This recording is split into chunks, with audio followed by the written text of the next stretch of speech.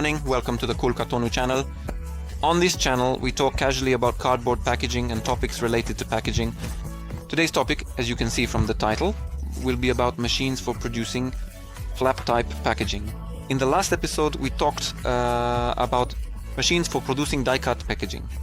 If you don't know what die-cut packaging is and what flap packaging is, I invite you to watch the first video on this channel where it is explained quite well.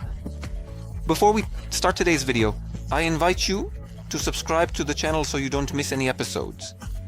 In the last episode, I mentioned rotary machines and cutting dies. These machines can also be used for producing flap-type packaging. Just remember that flap-type packaging is more flexible here. It should be flexible. So if a client comes to you and asks for a specific dimension, one dimension, we won't be making a special cutting die here. Especially since the client will want 100 or 200 pieces, it won't be profitable at all, especially not a rotary die, meaning a rotary machine. Therefore, okay, you can certainly use such rotary machines, but it is more recommended to use machines that do not require tools like a die to produce these packages. Here, I mean a basic machine that doesn't need a die or anything to make these packages. It is a shear type machine. It is quite an old type machine used. They are still used in some places, at least in Poland, but they are becoming obsolete. Out of use, you could say. Not because they are simply old or anything like that, but because they are slow. Slow, in the sense that it works on the principle where the operator inserts there.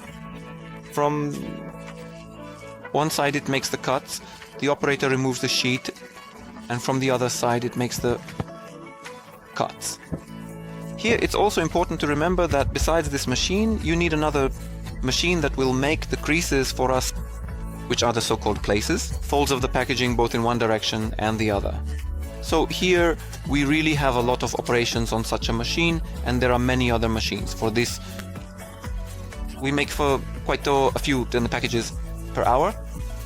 The next machine, a bit faster, actually faster than the previous machine, is the so-called slaughter here.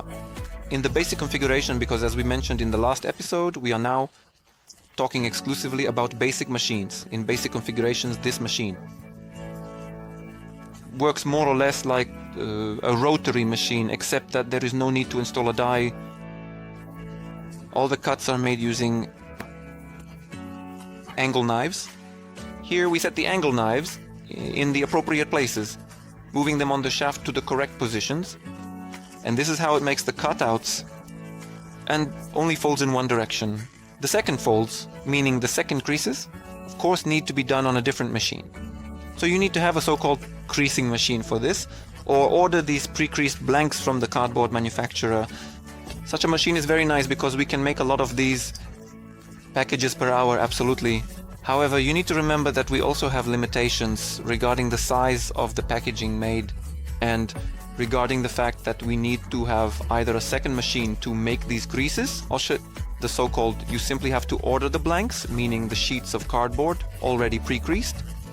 And that's nice on one hand, but on the other hand, let's say a client comes and orders, let's say 100 packages. Well, here 100 packages we probably won't make, we'll most likely make at most. We'll make 100 packages on this machine. However, if we want to buy a pre-scored sheet from the cardboard manufacturer, then probably, they definitely won't send us 100 or 200 sheets. There's some minimum in square meters, and depending on how big the sheet is, it might even come out to 5,000 sheets.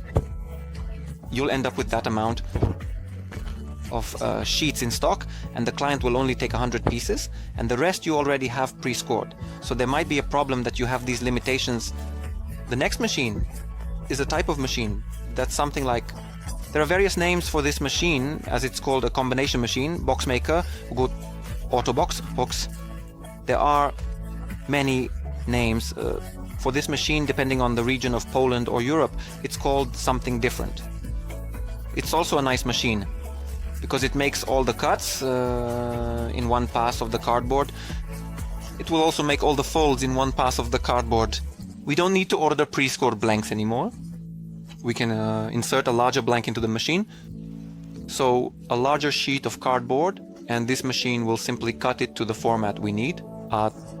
Make the slots for us.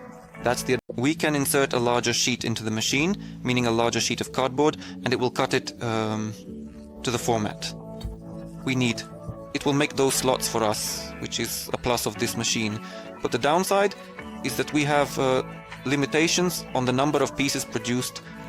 Manufacturers state that here in the basic version we can produce up to 1200 lols pieces per hour.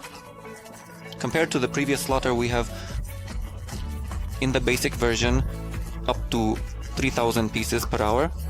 However, the parameters for both machines are pushed to the limit, so here, no.